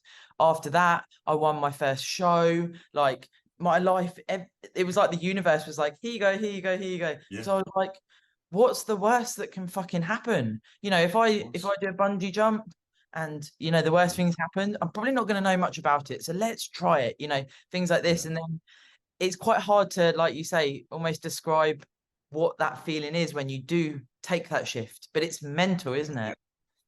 Absolutely. Like I say, without sounding like Kai again, thoughts do become things. For And sure. I mean, we are the director, the producer, and the actor of our lives. Yeah. Like, we control everything we do. I could literally click, leave this meeting now, get up, leave out here, and that will affect my day. Yeah. Like, every single decision we do now changes our future. It molds our life. It molds our futures. You control every single thing that happens in your life and will continue to happen by your actions. And your actions start with your thoughts. So if you sit and think, right, today I'm going to have the best workout of my life, I'm going to train harder than fucking ever, then you're probably going to go and train harder than ever. Yeah. If you think before you go in, oh, I hope I can train harder today, I'll probably just do this, and then you probably will just do what you think. There's a great saying. It's like, those who say they can and those who say they can't are both usually right. Yeah. And that's so true. If you go in saying, I will do this, more than likely you're going to do it. If you say I can't do this, then you can't do it, because you're literally stopping yourself. So if you can train your mind, your body will follow. Your life will change forever. And that's what I'm saying with this whole mental health thing I want to do. You can go to a gym and hire a PT to guide you on how to train, how to use machines, how to lift weights. You can get a coach for diet and nutrition. We need to get more people to train mindset. Yeah. Because it's huge. Everything starts with your mindset. Everything. And that's what I do with my clients. You know, I don't try and separate myself from other coaches, or I don't want to try and get thousands of clients to make as much money as possible. Like, I'm very selective with people. I try and keep, you know, somewhat of a smaller clientele, because I want to give people my time, and I want to change their minds. I want to change their mindset and their life. And that's what I do. And it's a beautiful thing. I've got one client called Mark from the States. Bless him, he's the sweetest guy ever. He's in his 50s now. He came to me. He drove, I think, 16 hours to come and meet me when I was doing a tour of the States. I mean, 16 hours. It's insane. And he told me, and I went to this, it was a supplement store, and he stood in the corner of this store talking to my tour manager, or like, even this is when I was with GAT, and we did like tours of all these stores and places, and the manager for GAT was called I think it was Matt at the time, but he was in the corner of the store with this older guy, Mark, and this older guy, Mark, standing there, and you could see he was very timid, very shy, and very nervous. He was, you know, scratching his arm, looking around, and I knew he wanted to come and speak to me. And I was with a lot of people at the time, just like talking about training and taking pictures and stuff, and just having a good time with all these, you know, young guys. And then I went over and said, "Oh, hi, I'm Zach. Nice to meet you." And he's very scared, very shy. Like, he could barely look up. I think, whoa, okay, like, this guy is not in a great place. Yeah. So I said, "Hey, do you want to go and have a talk, sit down, have some food or something?" You know, I said, "I've got plenty of time, don't worry." And Matt's like looking at me like, "Bro, we got to go." I'm like, "Bro, come on, we need to stay with this guy for a bit. Like, something's up." So I said, give us 10 minutes. I just want to, so do you want a protein shake, mate? Do you want something? Like, trying to, you know, Yeah. that's, Pro code. he was just so nervous. And then, anyways, like, I just want to say, you changed my life, man. I'm like, okay. So he was talking to me about how my videos on YouTube got him out of this really dark place he was in. He was very depressed, and, you know, there were certain things I said in these videos that really pulled him out. And he drove 16 hours to come and meet me, just to say thank you. I was like, oh my God. So at this point, I'm like trying to stop myself from getting emotional. Yeah. I'm like, shit, man, like, this is pretty intense. I wasn't expecting this. Yeah. But then, cut a long story short, he wanted to work with me. So we started working together. This guy has changed his life, and it's unbelievable. I'm not saying this because of me at all. He's done it himself, entirely himself. He's one of the hardest working people I've ever met. But our goal from the beginning was never training or dieting. I sense that, of course, you know, it's part of it. But for him, it was just support. He just needed someone in his life. He had nobody in his life, bless him, at the time. And, you know, he just needed some support and encouragement and help with his life in terms of, you know, work and motivation, and getting out of this fear-based mindset that he was in. He was walking on eggshells every day and tiptoeing around things. And he has just blossomed, man. And it all has came down to just making a few mental changes. And it's an unbelievably powerful thing. So yeah, I feel like it's huge, and people need to start learning to train their mind. Meditate is a good start.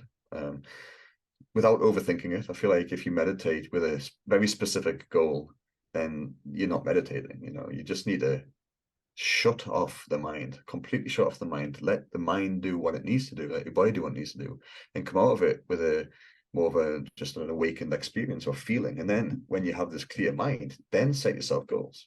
You will feel amazing, you know. So yeah, it's very important, I think. And if everyone out there can train their mindset as much as they can with their physical bodies and their willingness to diet, extreme dieting, you know, you'll be unstoppable.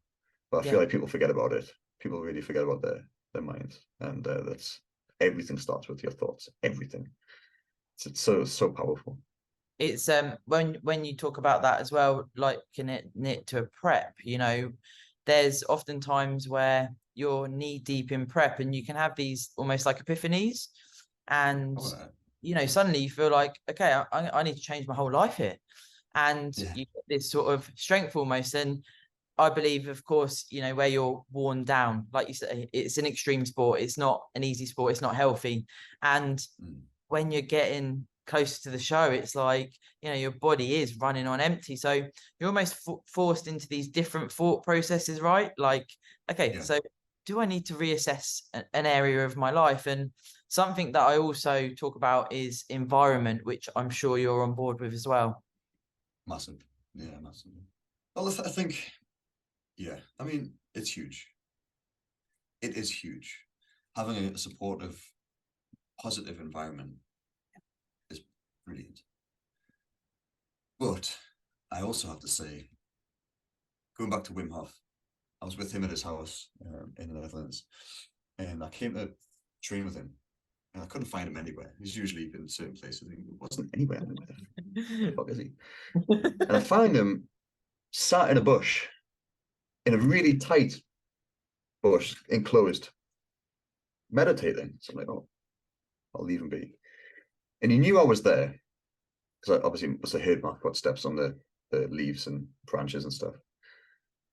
And he just went, it's amazing how far you can go in such a small place. And I thought about it. I sat down and I just let him meditate. I was thinking about it. And I thought, fucking hell. So I tried it. I just sat down where I was. It didn't matter where I was. And I just closed my eyes and I let go, let my mind wander. And in that moment, I realized I didn't need anyone or anything or anywhere. But at the same time, having a good environment is huge. We entirely affect our surroundings. If you came to my gym, and let's say I work behind the desk, and you say, hi, can I get a day pass, please? And I turn around and go, yeah, fuck off then. That's instantly going to stress you out. That's instantly going to make you angry. Question, why is he like that? Have I done something? All of this. Or you come in and say, hi, can I get a day pass? Yeah, absolutely, of course. How are you doing today? You feeling good? That change, or my response there, is affecting my surroundings. So if I'm happy and positive, people around me are going to be happy and positive. If I'm negative and angry, it rubs off on people. People will be affected by my negativity and my mood. And I find that, if you're around like-minded, positive people, you will also be like-minded, positive. And like I said, if you're in a nasty environment, ex-relationship, or anything like that we've talked about, it will affect you massively. But going back to what Wim said, it's amazing how far you can go in such a small place. He was referring to meditation. It made me realize, no matter my environment, I control my attitude, my environment. I control me. So yesterday, as an example, I was at the store, and we call them Rajis. I don't know why you guys call them chavs or something, maybe, or whatever. Little Raji kid, he must have been like 15 or 16. He's in the shop behind me, punching his friend, like joking around, but the store's quite full. There's workers there, there's old people there, women, and these kids are going, oh, fucking bursty, like, fucking there, fucking there, fucking cunt, shut up, you stupid fucking cunt. And it's like, Jesus. Well, I was turning around and said, mate, you need to watch your mouth, like, we're in public, And you turn around, you need to watch who you're talking to, you never know who, like, so anyway, usually that would set off this, like, who the fuck are you talking to? Get outside, like, type of thing. I just let him go. And the person I was with, she was like, I'm going to let me speak to you like that? I was like, it says more about him than it does anyone else. Let him think he's cool. Let him think he's tough.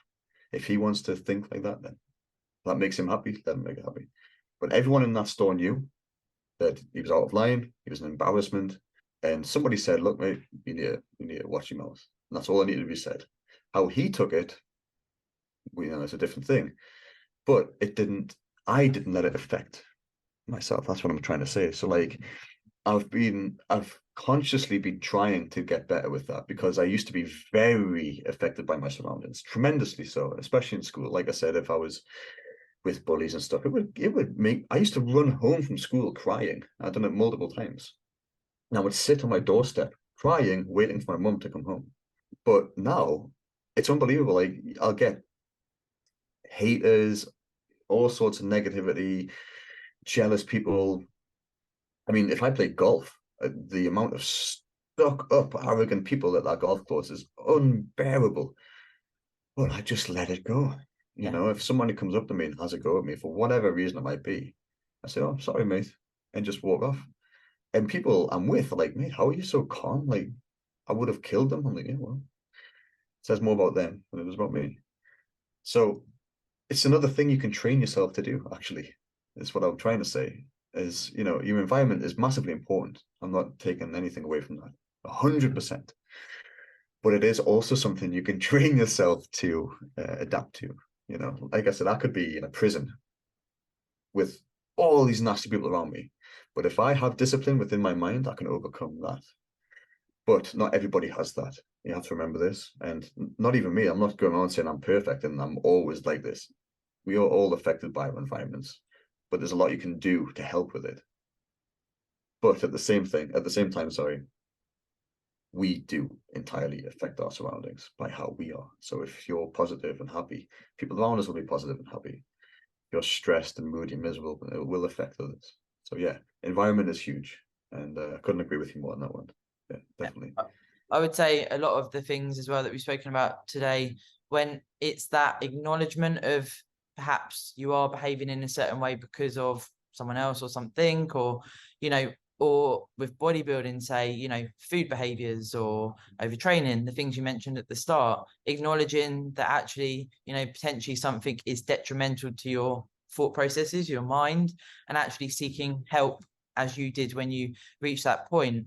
It's that first step, and then that seeking help is almost that next step. Yeah, Of course, you've externalized it, and that's massive in itself. You know, I know that people listen to the podcast, and when I do episodes more like this, I get messages, and, you know, I voice note them back, and they're like, "You voice noted me," and it's like, you yeah, know, this is a yeah. person, and this is for me a big motivator for the podcast.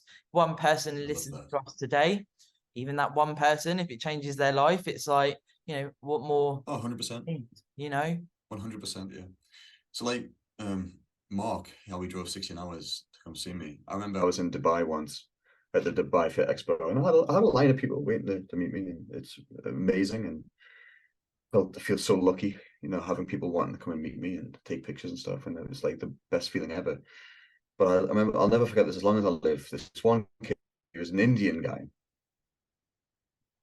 He was waiting in line, and I could see by his face, like he was so excited and like nervous and all these things. But you know, I had to still talk to. I was talking to, Yeah. try and be friendly and motivating for everybody. And when this kid came to me, he just leaped in my arms, literally, and just held me and just broke down crying. I was like, holy shit.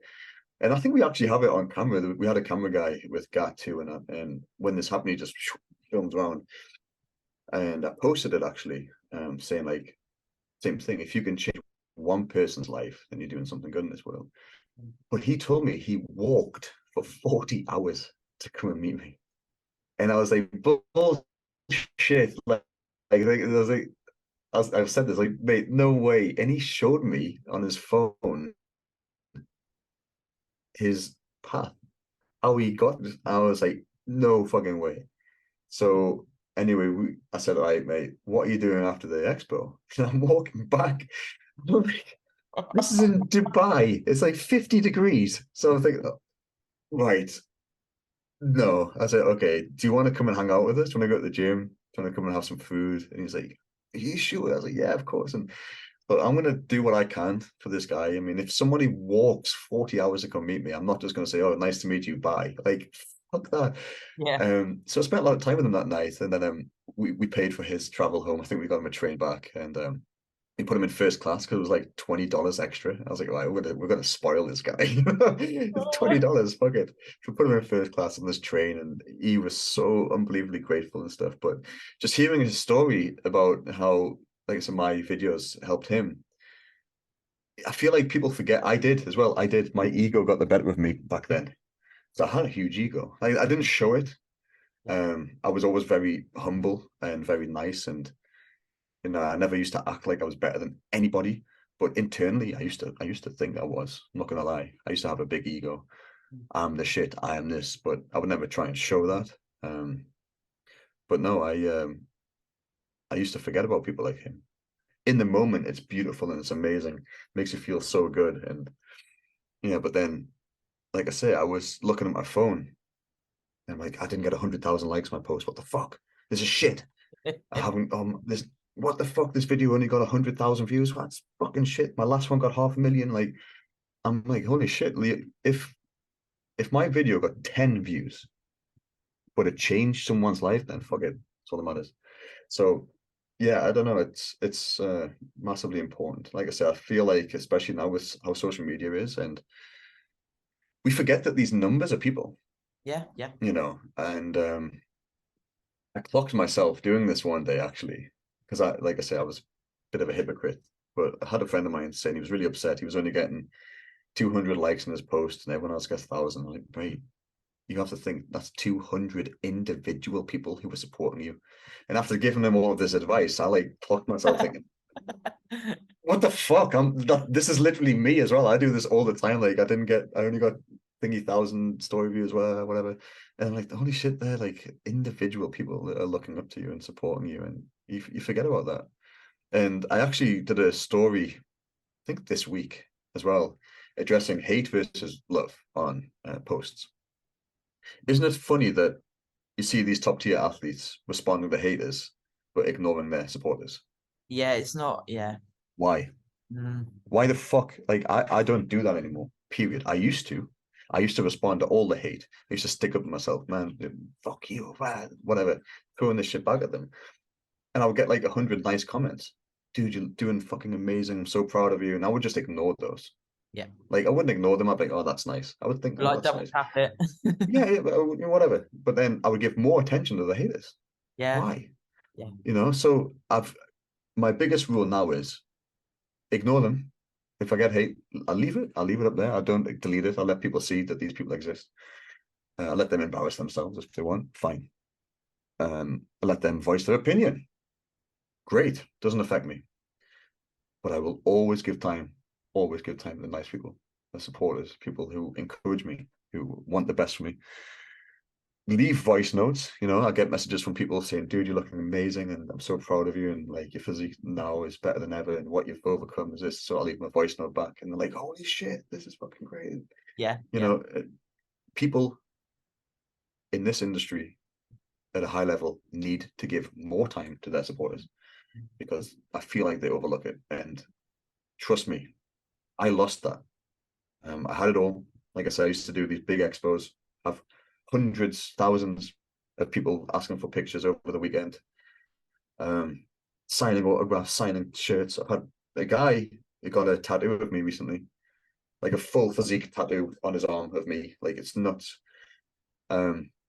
So I've had it all in terms of that sense. But then when you lose that, you're like, oh my God, what did Where I am I? have? Like, I had all this and I just like, I played it off like it was nothing. And I hate myself for that. Mm. And I promised myself I will never do that again in a million years. Like, I was always polite to everybody. Don't get me wrong. I was never a dick. I never used to think I was better than anyone, but I did take it for granted. And I can't believe that I did. I would never, ever take support for granted ever again. Even if it's somebody I've just met at the gym and they're like, oh, so you look great. And I'm like, oh, yeah, thanks, man. I'm competing in a few weeks. Even if they say, oh, good luck for that, usually I'll be like, oh yeah, thanks, and walk away. But now I'm like, oh, this guy really means that. He's like wishing me the best. How nice is that? Thanks, man. I appreciate it Yeah. so much. So I really try now to not just accept and listen to this positivity, but really, really take it in and think, man, this guy or this girl or whoever it is, they really mean this, and that means the world to me. So yeah, I think we need to stop giving negative people so much attention and really, yeah, just give back to supporters, because we're so fucking lucky to have it. If you have people supporting you, you're lucky, very lucky. Yeah, and I think a lot of people overlook that. Yeah, for sure. Yeah, for sure. Do you find, actually quite an interesting question with support with the show coming up, do you ever find that in this sort of new mindset that you found that that can give you that pressure that you're not feeling at the No, moment, but as you get closer, now you feel okay with it? no, not at all. Yeah, Mm. the thing is, like, Actually, it's genuine support, isn't it? That it doesn't yeah, matter. it's genuine support. Like Yeah. it is. People just want the best for me, and they just want me to be happy. And do You they know, want you to that's it. win, or do they want you to do your best? I don't care. I don't care. Of course, they want me to win. Of course, they do. But you know, it's one of those things. Like the support I have now is, if I don't win, they're going to be happy either way. Yeah, for They sure. don't. They don't care. When I said I don't care, sorry, they don't care. Yeah. Prep brain. They don't care about the results. They just want me to be happy and healthy, and they want me to regain control of my life, and I'm doing that, and bring my best package. So, if I come off stage and I come eighth or whatever, But you look they're gonna sick. be like, dude, you did so fucking well. I'm so proud of you. Let's go and eat. That's what it's gonna be. That's what Pizza. it's gonna be. If I come off stage and anyone from my supportive groups like, you didn't win, that's not good enough, I will just not speak to them again. Period. And that's the biggest thing I've done in the past few years, is cutting out negative people in my life. Period. Yeah. Period. Like my own family. Yeah. Best thing I've ever done. Yeah, Like, for people sure. hold on to family members who are so toxic and Yeah. negative because they're family. Mm. But I don't understand that why. Like, I don't necessarily love this person or anything. Like, all they do is cause me anxiety, grief, misery, and I'm holding on to them and letting them do this to me Yeah. because they're related in some way. Mm-hmm. I've cut them out of my life completely. Don't speak to them, don't give them attention, block them, whatever. Same with friends. If I've had so many friends over the years who have betrayed me, went against my back, talked about me negatively behind my back, and just toxic friends. And I've kept giving them chances and chances and chances. As soon as I've just cut those people out completely, my entire quality of life has improved. Like you said with your ex relationship, wasn't it the best thing letting go? Honestly, it's But it was difficult, wasn't it? I can imagine.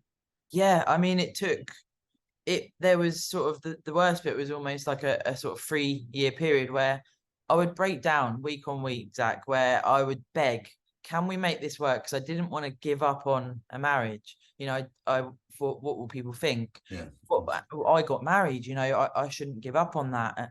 And I would beg and I would beg and I would beg. We got further and further apart.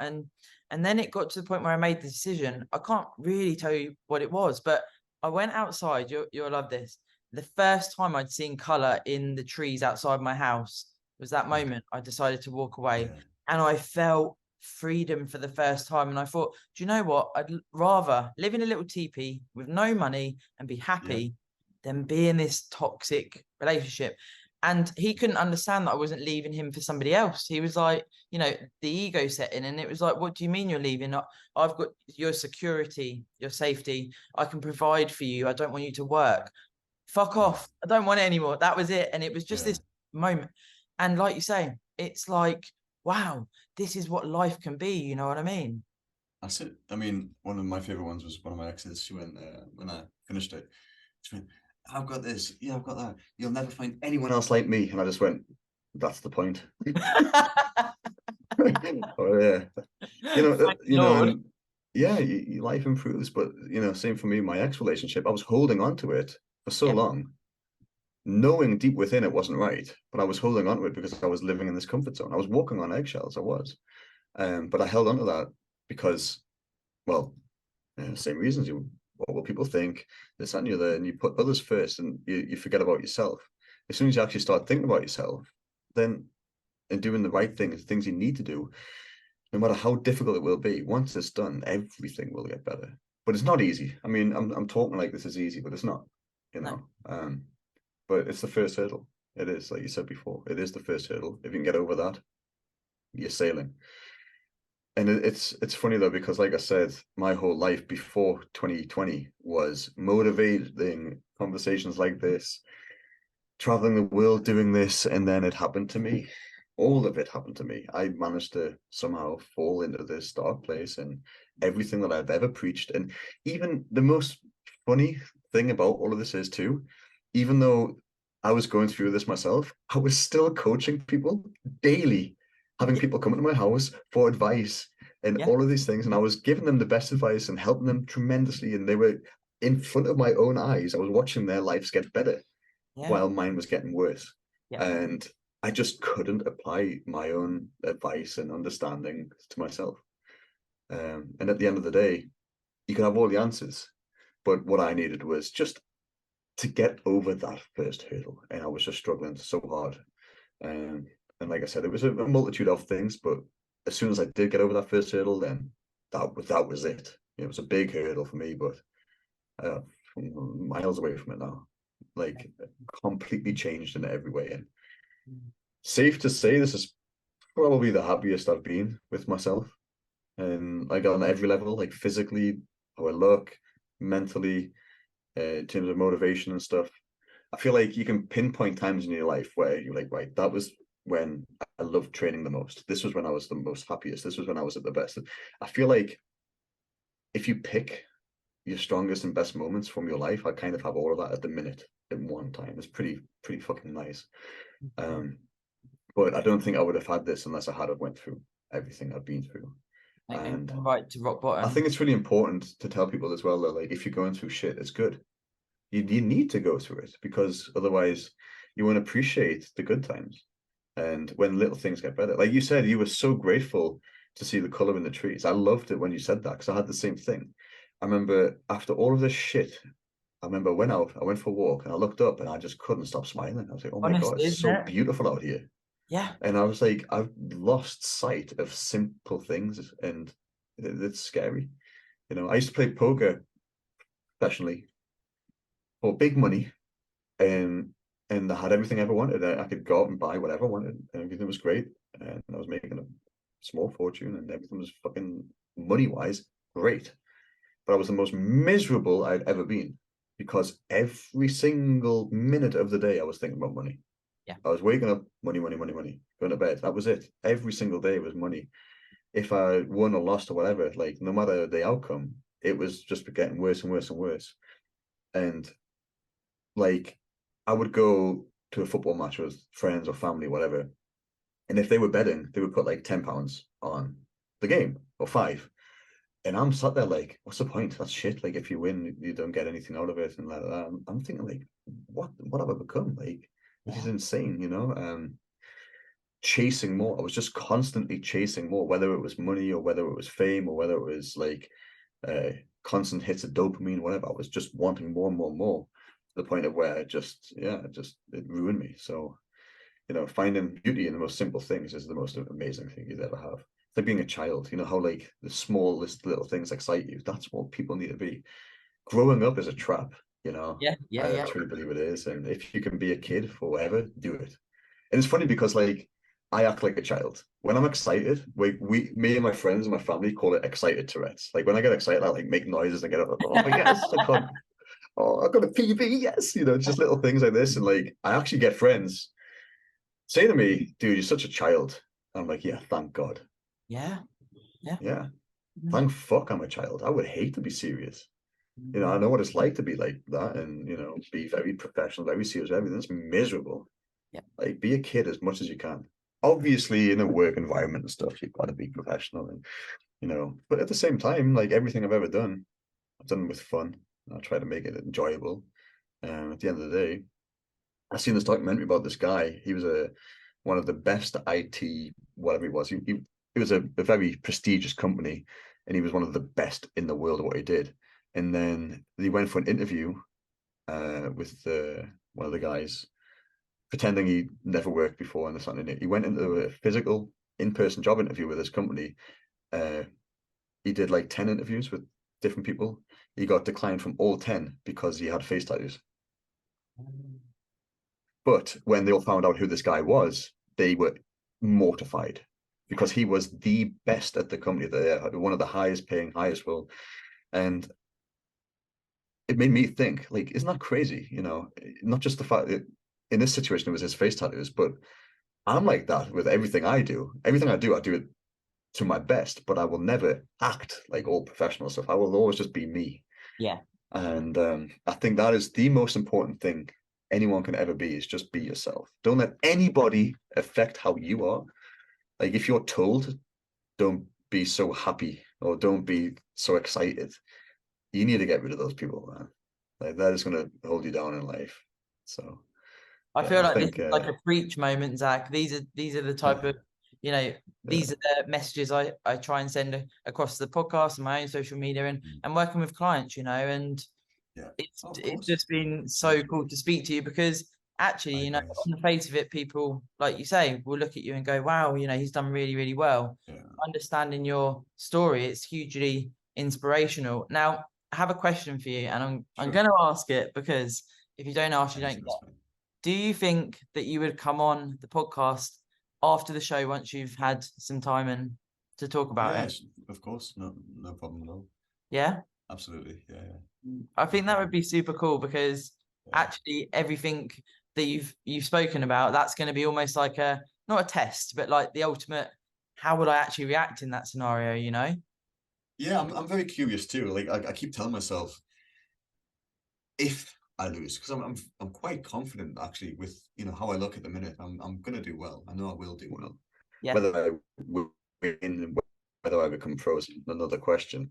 Mm. But there's no doubt in my mind. There's no doubt at all. It's a fact. This is the best I've ever looked. Period. I look amazing, like compared to previous years. I'm 10 kilograms heavier than my last competition. 10, and I'm leaner. So it's insane. But like I said, the standards now are just nuts. Yeah. If you look at the first Mr. Olympia men's physique, what wasn't that? I forgot his name. But the first ever men's physique Olympian, if you actually Google him, I am way better than he was when he won the Olympia. You Yeah. know, now I am. There's no doubt about that. I could probably even run up against Jeremy in like his first Olympia win. Like, Yeah. stand somewhat of a good chance. But how much it's changed is insane. Like the standards are through the roof. And knowing that, like if I don't win, I'm not going to be upset because if someone beats me or if some people beat me, I could come sixth, seventh, whatever. Fuck me, they've done well. Yeah. Yeah. That's all Yeah. I can say because I have fucking put everything into this. I've got great genetics. Um, my back's weak, and I know that. So, if I don't come first, then I've got a lot to work on, and that's a new goal for me. So I'm excited actually. Yeah. Um, but yeah, I keep telling myself, no matter what the outcome, I'm going to be happy and I'm going to walk away with a smile on my face because I've overcame and done a lot. But yeah, I'm also curious because if I say I don't win, will I be upset? Yeah. It's going to be really You know, interesting. I don't know. I'm curious. Mm. We'll see. I mean, I'm just trying to keep this mindset at all times. And like I've got people around me all the time and I keep telling them like just leave me alone and like I just need to keep this mindset and like, you know, the, Yeah. the thing that the thing is with me at the minute, like I'm trying to be so positive and friendly and nice about everything all the time. But I have the shortest fuse in the world at the minute. Yeah. So just like little things. Like do you know if you're in a restaurant or something, you can hear someone chewing loud.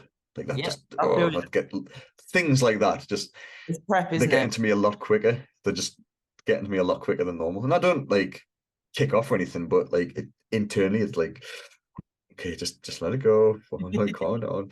Um, They're but no, just I food. yeah, I feel like at the minute I am being quite selfish, and I keep telling people in my close circle like, I'm sorry for being so selfish. I will make this up to you. I will.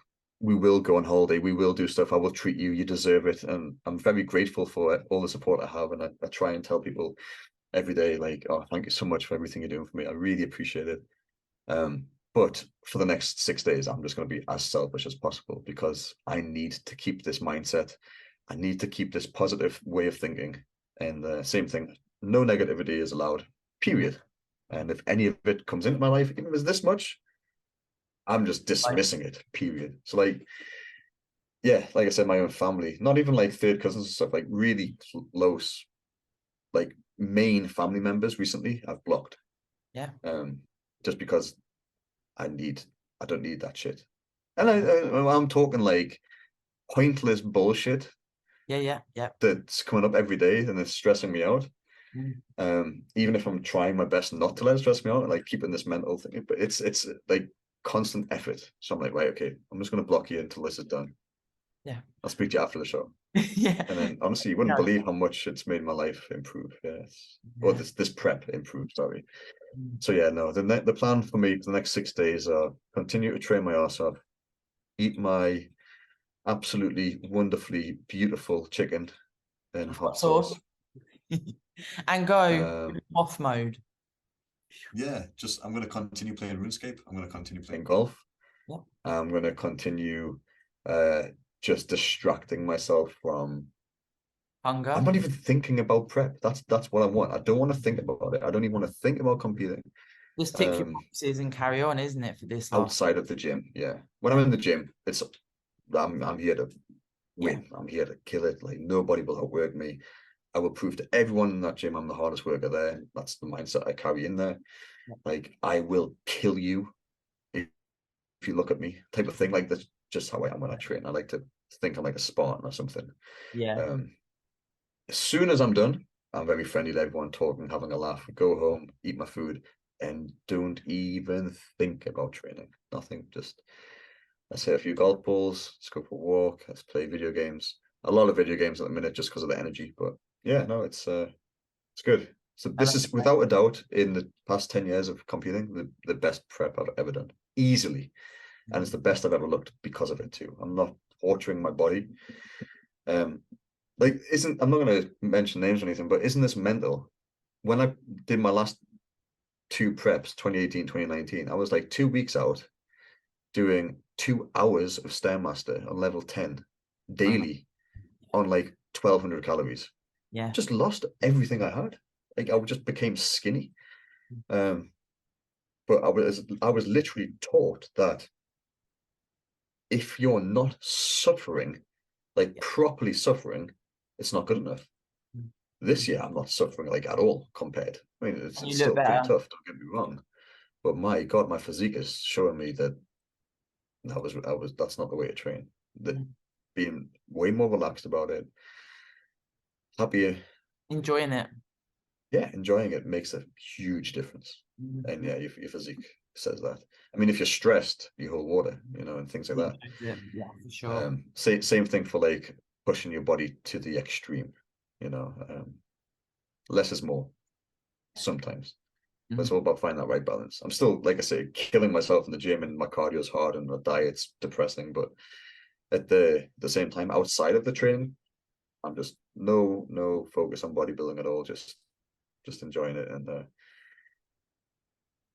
relaxing, actually relaxing, recovering properly, having saunas. I've got a hot tub, I've got an ice bath, just chilling, enjoying it. I was in the hot tub last night. I was like, this would be nice if I had a cigar right now or something, just that's what I want. I want to just chill. I mean, that would probably And get a good lot of likes on Instagram, for the gram. yeah, I think I'm like the last guy in the planet who would look good with a cigar in my mouth. On the That's such a baby face for it, yeah. pale. Like I feel like I have to be like a Spanish skin tone with a big thick mustache or something to look good with a cigar. But yeah, I just don't suit that look. But felt like it would have been nice. But Love yeah, no, it. just Love it. Well, I mean, yeah, I don't know, I, I just don't chill. I don't ever say good luck for competitors that pour their life into this because you've done your best. You turn up on the day and you present that. That's what bodybuilding is. You're presenting, you're performing, and it's a subjective sport, and Yeah, of course. if you're there, you've done everything in your power. It's like, I'm here. Let's show what I've fucking done to get here. So I'm sure you're going to be of a very similar mindset. And I honestly cannot wait to hear how it goes because from hearing so much more today about your story, it's like the ultimate test, like I say. So I won't say good luck. I'm going to say have a fucking great day. Yes, thank you so much. And Appreciate that. thank you so much for coming on. I really, really do appreciate it. No, of course, and thank you for the invite. It's my first podcast I've done in a long time. And I'm not gonna lie, this has actually motivated me more. to step up my game and push for more things like this. I want to get out there more and, like I say, just be a voice to people who might need to hear it right now and who aren't going through a good time right now, that things will get better. Don't ever lose faith. Don't ever let go of hope. And reach out to people.